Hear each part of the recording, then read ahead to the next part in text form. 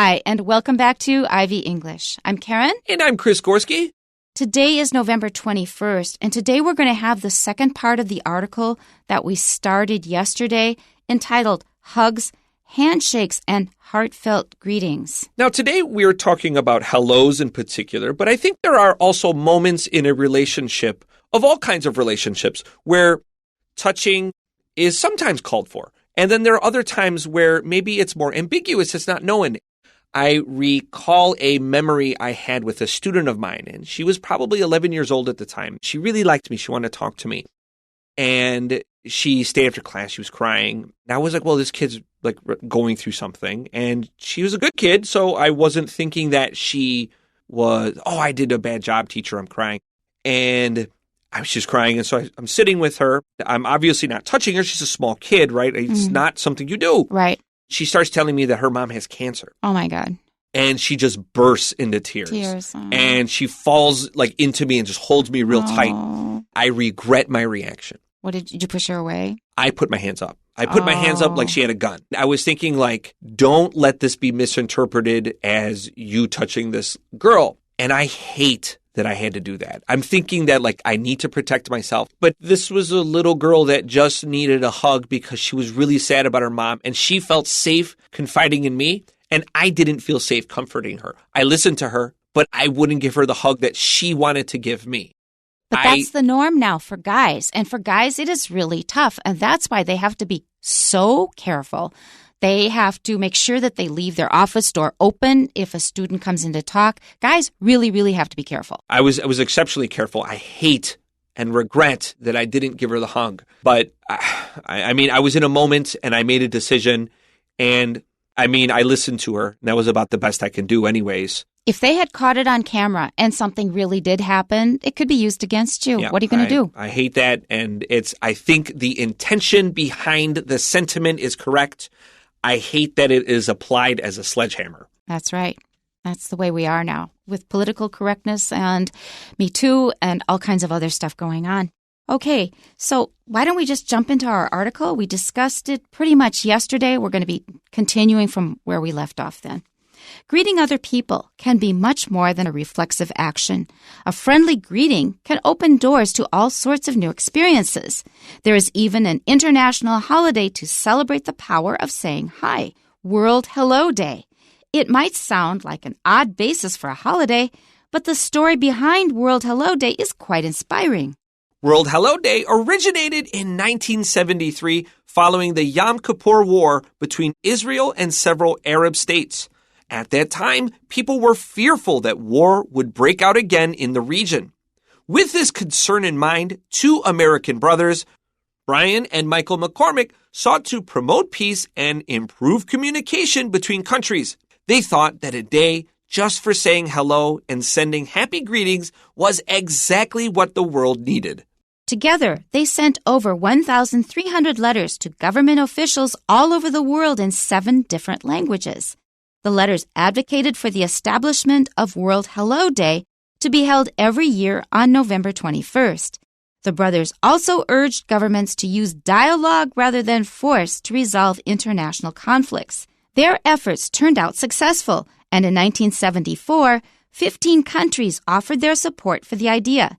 Since then, 180 countries have joined the celebration by exchanging warm greetings with their neighbors. Celebrating World Hello Day is quite straightforward.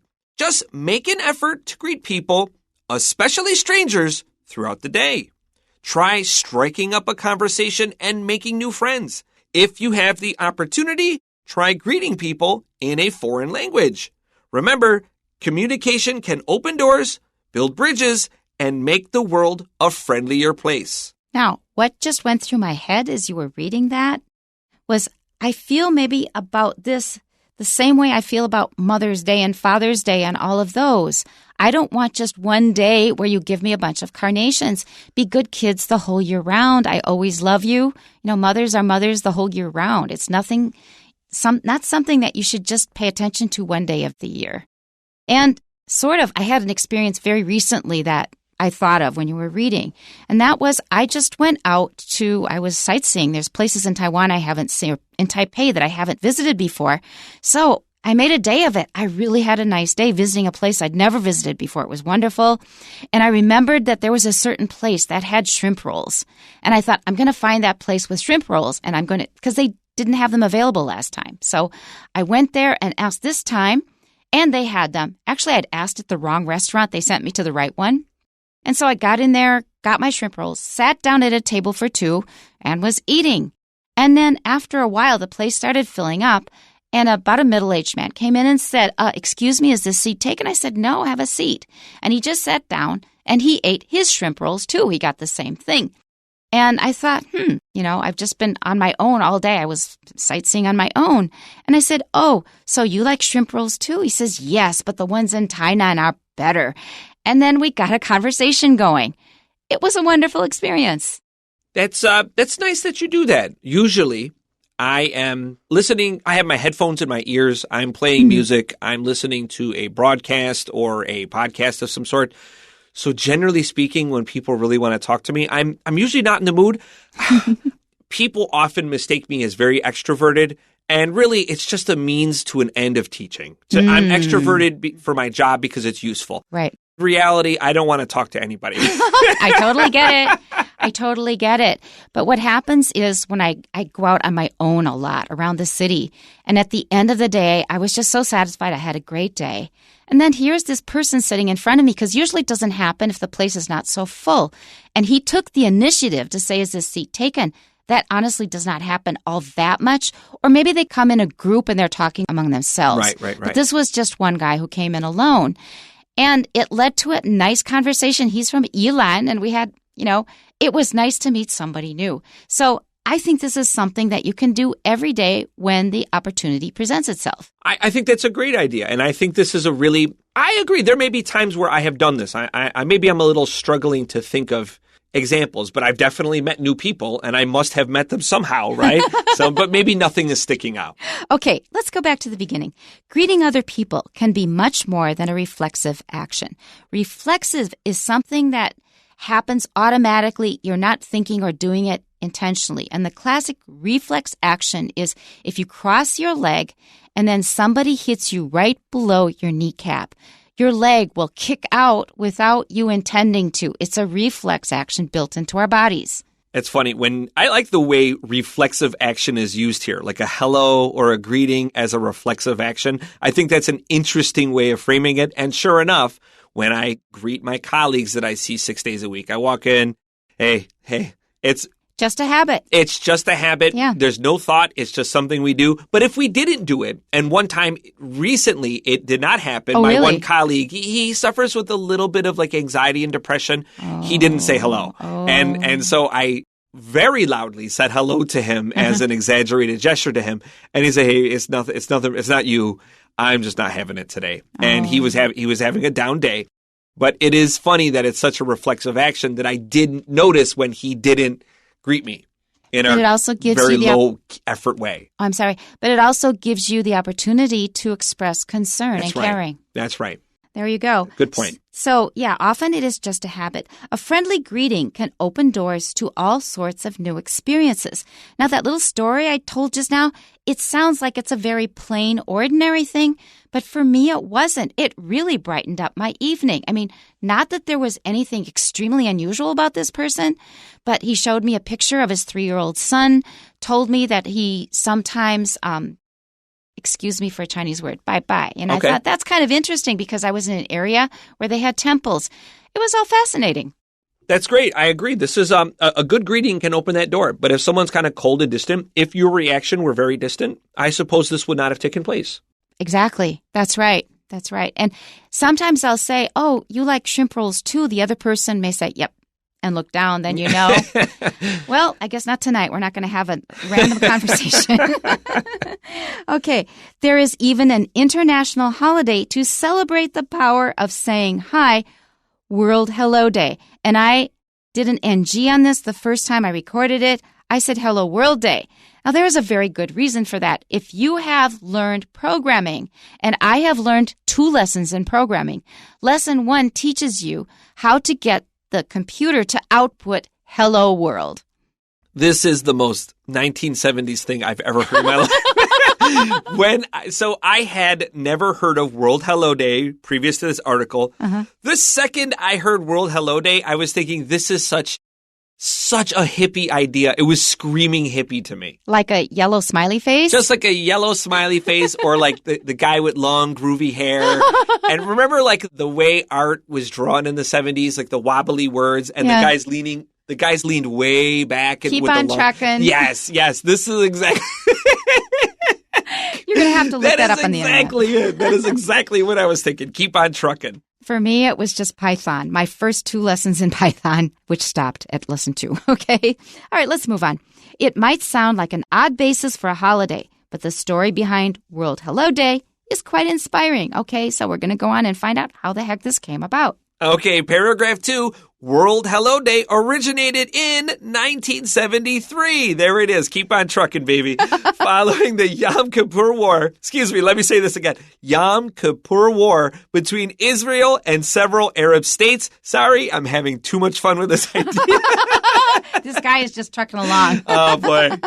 Okay, so now we know the period. It is exactly the time that Chris was thinking about. And this is a really interesting idea. We just had a war, and this is a really negative and terrible experience. People have died. People are losing their homes. And now we have someone saying World Hello Day. These are kind of conflicting ideas. Interesting.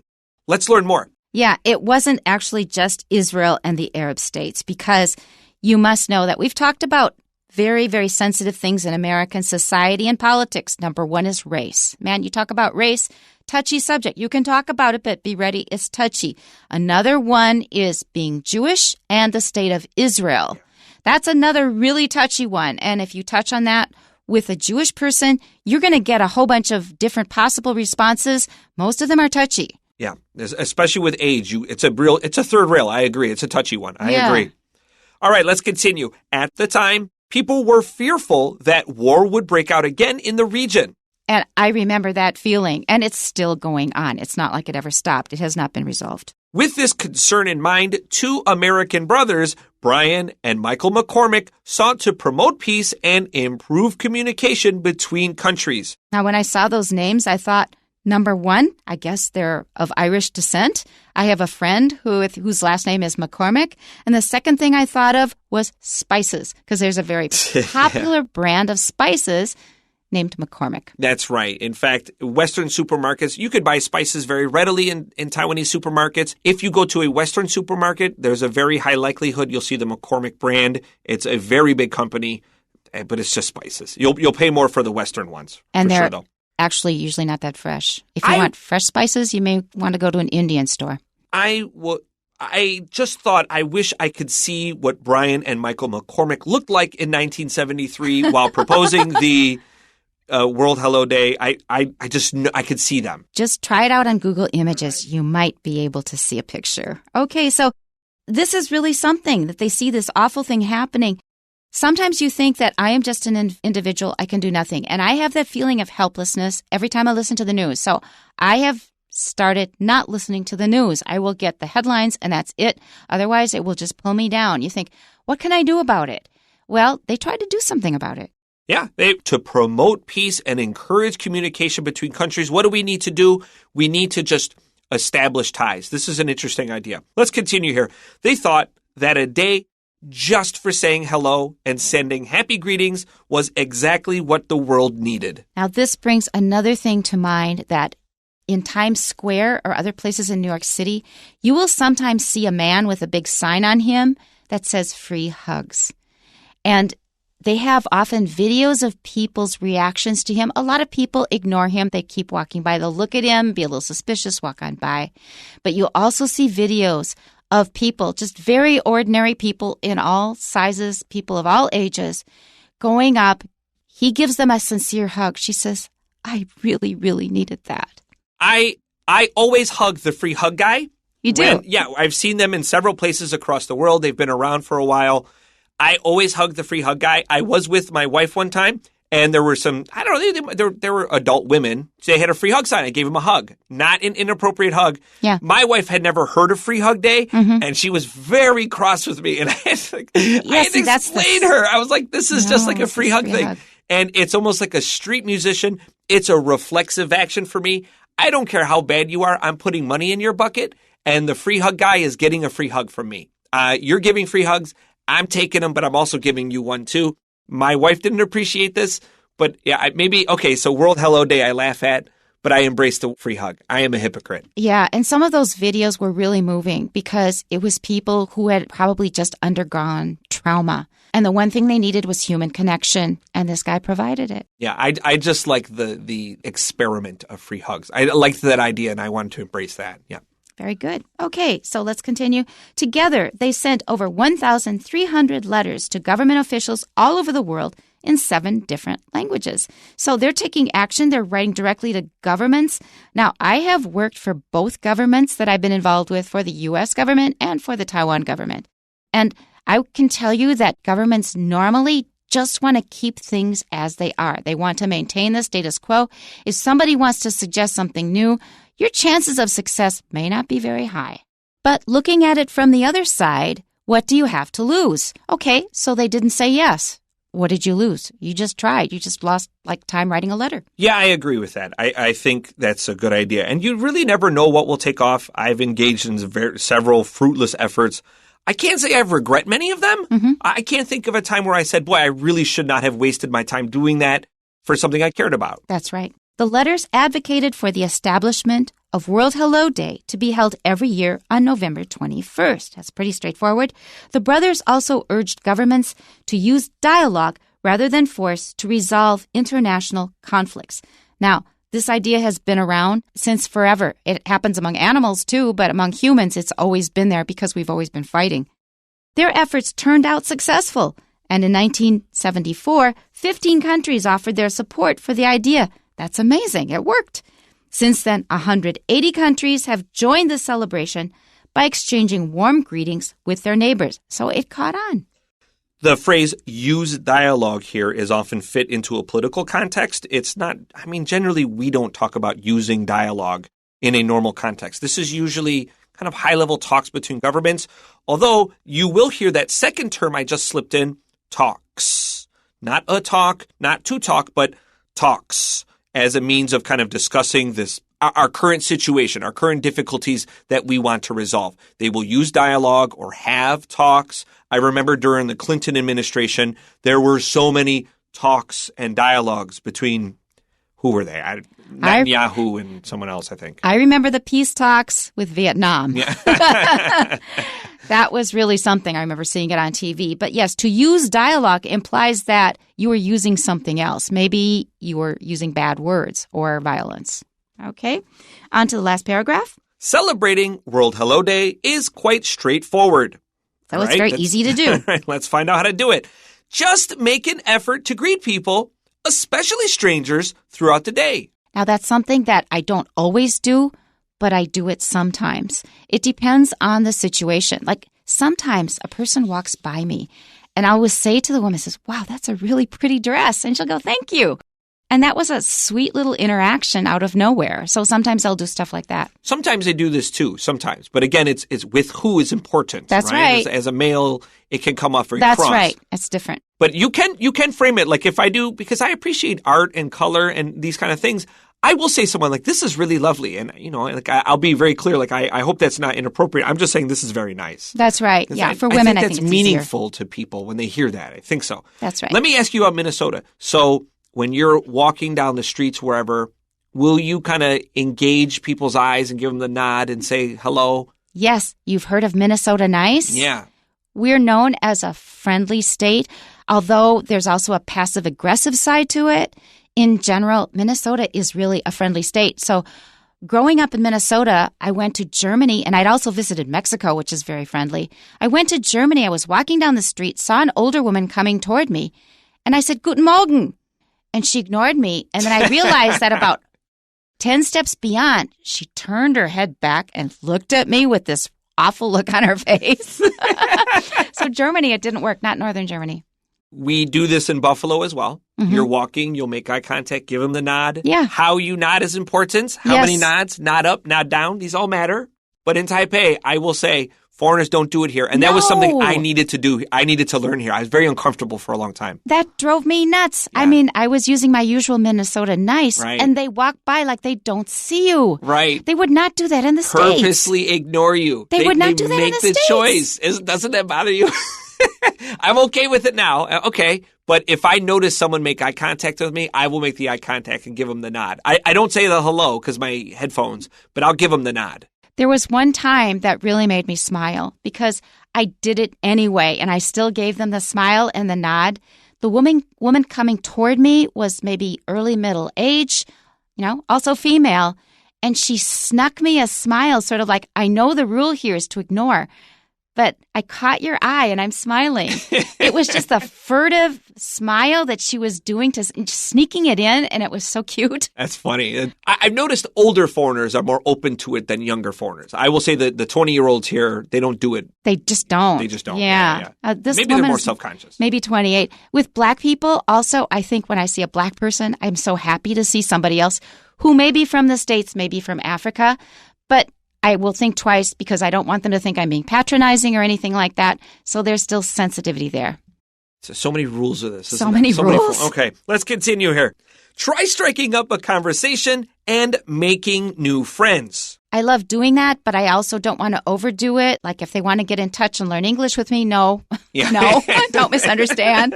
Let's continue. If you have the opportunity, try greeting people in a foreign language, but make sure you're using the right language, especially in America. Yeah. A lot of guys, they used to hit on my wife, and they would say like some random Japanese or Korean word. Konnichiwa. My wife's like, I'm not Japanese. No.